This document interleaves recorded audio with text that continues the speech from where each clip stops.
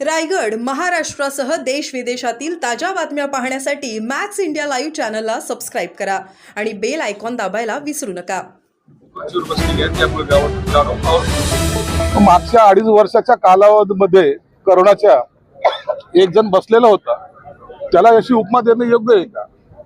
त्यांच्याच नेता 2.5 वर्ष मुख्यमंत्री राहिला, मग सत्तेवर बसलेला प्रत्येकाला जर गाढव म्हणायचं असेल तर मग उबाटाच्या नेत्याला तुम्ही काय म्हणणार आहे? याचं उत्तर त्यांनी दिलं पाहिजे. येतात जातात असंच एक दिवस अमित शहा मोदी जातील आणि मग कळेल. हे काय पिसाळलेले कुत्रे नेहमी भुकत असतात, येणाऱ्या जाणाऱ्याच्या अंगावर दडावर भुकत असतात आणि भुंगराऱ्या कुत्र्याकडे आम्ही लक्ष देत नसतो. आम्ही जमलं तर त्यांचंही दूध काढू, तर फक्त वेळ येऊ द्या. दिशा सालियन मृत्यू प्रकरणात एक नवा ट्विस्ट समोर आलेला आहे की त्यांची जी आत्महत्या वडिलांच्या अफेअरमुळे त्यांनी आत्महत्या केली असं समोर आलंय. या प्रकरणामध्ये तुम्ही गांभीर्याने एक गोष्ट घेतली पाहिजे की तिच्या वडिलांनी केलेली ती कंप्लेंट आहे. हायकोर्टामध्ये तिचे वडील गेलेले आहेत, पोलीस रिपोर्ट आलेले आहे, रिपोर्टमध्ये हे दाखवलेलं आहे की तिला जखमा तिच्या अंगावरच्या दाखवलेल्या आहेत, त्या पोस्टमॉर्टम मध्ये आलेल्या आहे. तिच्या अंगावर कपडे नव्हते हे सुद्धा त्या पंचनाम्यामध्ये आलेले. या सर्व बाबी जर पाहिलं तर तिचा खूनच झाला असावा असा प्राथमिक अंदाज आहे. परंतु पोलीस आता त्याचा तपास करतात. पोलिसाच्या याच्यामध्ये जी काही माहिती समोर येते हायकोर्ट समोर सादर करतील आणि हायकोर्ट जो काही निर्णय देईल त्यानुसार कारवाई केली जाईल. नागपूर हिंसाचार प्रकरणात तिसरी मोठी अटक करण्यात आलेली आहे. फैजान खातीर एक प्रसिद्ध व्यक्ती आहे, त्याला अटक केली. हे सर्व नागपूरची घटना ही सुनियोजित होती. ज्या ठिकाणी दंगल झाली तो सगळा भाग मुस्लिम बाहुबल्याचा होता. दंगल करायची पूर्वतयारी त्या ठिकाणी केली गेली होती. पेट्रोल बॉम्ब असतील, दगडं असतील, हत्यारं असतील त्या ठिकाणी एका तासामध्ये जमा होत नव्हते आणि म्हणून या दंगली मागे कोण कोण आहे याचा पोलीस तपास करताय आणि त्यांना निश्चित अटक केली जाणार. सगळं हे तुमचं ठाकरे ब्रँड संपवण्यासाठी सुरू आहे, चालू आहे आणि त्यासाठी तुम्ही मोदी ठाकरे ब्रँड संपलेला आहे. बाळासाहेबांची शिवसेना जिवंत आहे, बाळासाहेबांचे विचार जिवंत आहे. उभाटा तर कधीच संपलेला आहे. म्हणून आम्हाला त्यांच्यावर बोलायची आवश्यकता वाटत नाही. आम्ही आमच्या पद्धतीने काम करतोय. शिवसेना प्रमुखाचे विचार पुढे घेऊन जाण्याचा जो आमचा निर्धार आहे त्याला कुठे आडवं आलं तर त्याला आडवं करण्याची ताकद सुद्धा आमच्याकडे. समर्थन केले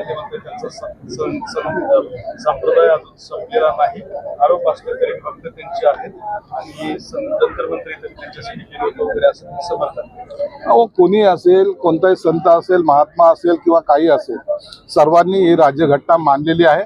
त्यानुसार त्या कायद्याचं ते तंतोतंत पालन करतायत. बुद्धाचा संदेश कितपत तुम्हाला गरजेचा वाटतो?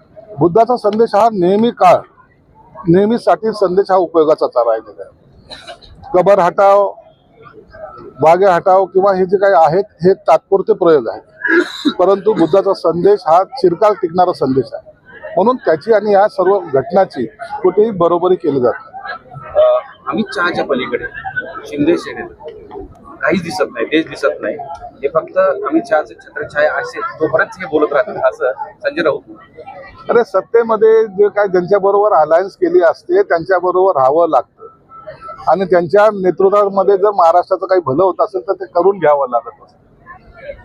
तुमच्यासारखं ज्यांच्या बरोबर राहायचं नाही त्यांच्याबरोबर तुम्ही राहतायत. शरद पवार आणि राहुल गांधीसाठी बरोबर तुमचा झालेला निकाह हा आता देशाने पाहिलेला आहे, जगाने पाहिलेला आहे. दिशा सालियन आणि हे निकाह तुम्हाला आवडत असेल तुम्ही तिकडे संसार करा. आम्ही आमच्या प्रेमाच्या माळा एकमेकाच्या गळ्यात घातलेल्या आहेत आणि आमचा संसार चांगला चालू आहे. आज संभाजीनगर एअरपोर्टमध्ये तथागत भगवान गौतम बुद्धाची मूर्तीची प्रतिष्ठापना करण्यात आली.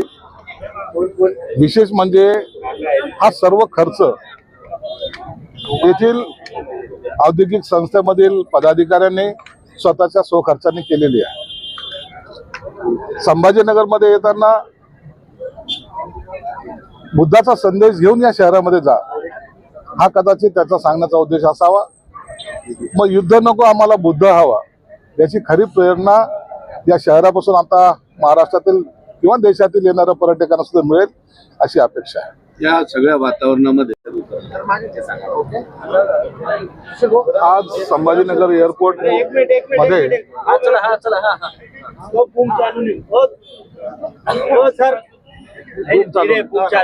काय रे आता एक मिनिट